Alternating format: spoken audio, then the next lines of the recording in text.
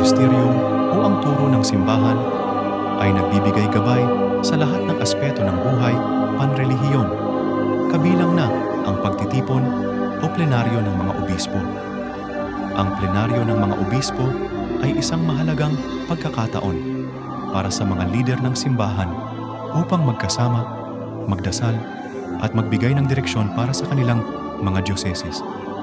Narito ang ilang mahalagang punto ukol sa magisterium at plenaryo ng mga obispo. Una, konsultasyon at pagtutulungan. Ang mga obispo, sa ilalim ng gabay ng Santo Papa, ay nagtitipon upang magtalakayan at magplano ng mga hakbang na makakatulong sa pag-unlad ng pananampalataya at pastoral na gawain.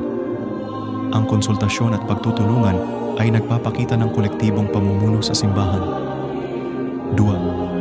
Pagtuturo at paglilinaw ng doktrina.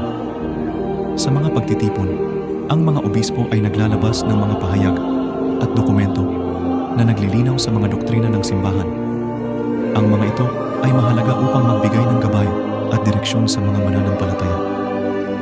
3. Pagharap sa mga isyu ng panahon. Ang plenaryo ng mga obispo ay nagiging plataporma rin upang talakayin ang mga kontemporaryong isyu na hinaharap ng simbahan at ng lipunan.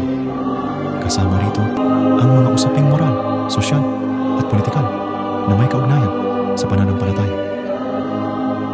4. Pagkakaisa sa simbahan. Ang ganitong mga pagtitipon ay nagpapalakas ng pagkakaisa at komunikasyon sa pagitan ng iba't ibang bahagi ng simbahan. Ipinapakita nito ang kaisahan ng mga obispo sa kanilang misyon at bokasyon. 5. Pagsunod sa tradisyon at pagbabago. Habang ang simbahan ay nakaugat sa tradisyon, kinikilala rin ng mga obispo ang pangangailangan ng pagbabago at pag-aangkop sa mga bagong hamon.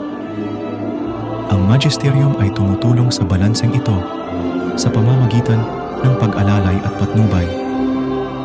Ang plenaryo ng mga obispo ay isang mahalagang bahagi ng buhay ng simbahang Katoliko. Ito ay isang pagkakataon para sa mga obispo na magkasamang magdasal, magplano, at magbigay ng gabay sa kanilang mga mananampalataya ayon sa turo ng magisterium.